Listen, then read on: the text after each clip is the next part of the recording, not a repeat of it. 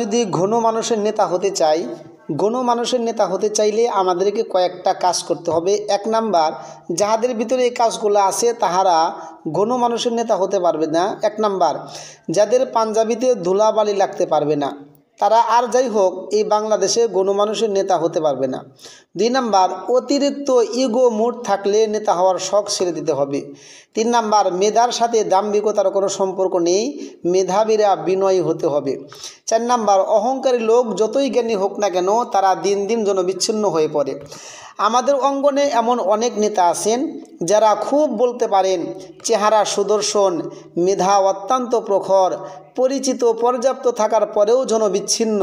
কারণ খবর নিয়ে দেখেন উপরে বর্ণিত বড়জন উপযোগী গুণাবলীতে মাশাআল্লাহ পরিপূর্ণ। তা